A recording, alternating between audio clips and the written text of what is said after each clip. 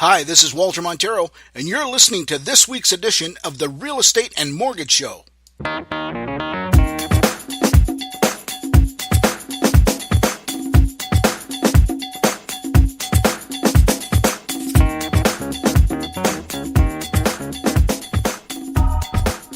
My name is Walter Montero. I'm with Coldwell Banker Maximum Results in Cambridge, and I'm going to give you some real estate advice. Week's advice is about multiple offers. So I just want to give you a couple pointers about dealing in real estate with multiple offers. As you know, in Canada, primarily in Ontario, we're in a very robust real estate market. So multiple offers are pretty common. So what I want to do is just kind of give you some advice if you're a buyer or a multiple offer situation. Just some pointers on what you need to do. So the first thing that I would make sure my buyers would know when I start dealing with them or when they get to an offer situation is, number one, to make sure that my buyers are clear on the home values in the area that they're buying, specifically the home that they're buying. So what I would do here is I would provide them with what's called a comparative market analysis, so they're very comfortable as to what the market value of a property is. A lot of times people reflect a value based on what the list price is. And then, of course, they want to try and get that price down a little bit. Sometimes there are certain sellers that are very aggressive about the way they price a property. So if the property's worth $250,000, they may price it at $240,000. And their intention, of course, is to try and create multiple offers, which, of course, could very well happen. Now, the one thing that you want to be careful about in a multiple offer situation is to not get excited in that auction type atmosphere. Okay, so make sure that you're not overpaying in the excitement of trying to buy that house. So just be clear on the value.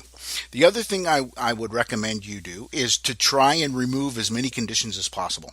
Okay, so what I mean by that is if you can remove a condition on sale of property, by all means you'd want to remove that. If you can remove a condition on financing, you may want to consider doing that, but I would still be very cautious in doing that without speaking to your mortgage banker or your mortgage broker or your bank. Okay, and of course you could consider removing a condition on inspection. All right. Now, I advise everybody that I sell a house to get a home inspection. All right. If somebody chooses to remove that condition, that's totally up to them. But it would certainly make your offer far more attractive if you can remove as many contingencies as possible. The other thing that I would recommend you do is to find out when your agent is actually going to present the offer.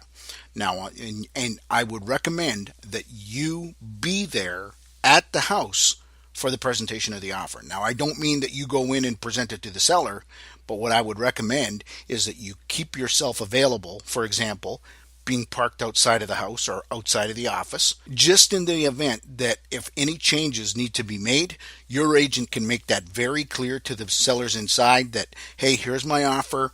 If there's anything in particular that you don't like about the offer, my buyers are right in the car, right outside. So if we need to make any changes, then I can just go out right outside and talk to them right away. If you're in a multiple offer situation, a lot of times the other agents will not bring their buyers. So this will give you an upper hand. Okay. And it also shows your enthusiasm in terms of wanting to buy the property. Okay.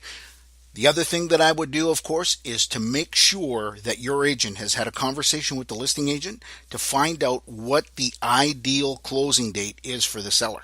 Okay, because the last thing you want to do is lose out on an offer because you didn't make or you didn't propose the closing date that the seller was looking for, and meanwhile the date wasn't even really relevant to you. So I want to make sure that you do that as well. Okay, so make sure that your agent calls the seller's agent and make sure that they're clear on the closing date that the seller is looking for. And then the last thing, of course, that I would recommend is to make a big deposit. Okay. Now, I know in a lot of markets, such as the Toronto market, big deposits are commonplace. In the smaller market like I'm in Cambridge, Ontario, $3,000, $5,000, even $10,000 deposits. These are normal. Okay. And I can tell you, even $10,000 deposits are considered big in my market. But when you're in a multiple offer situation, you definitely want to display your seriousness and your ability to buy this home with a big deposit.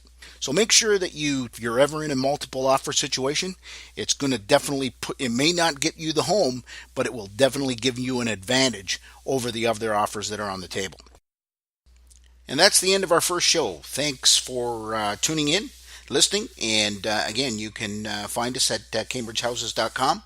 And I hope you listen to us again. Have a great day.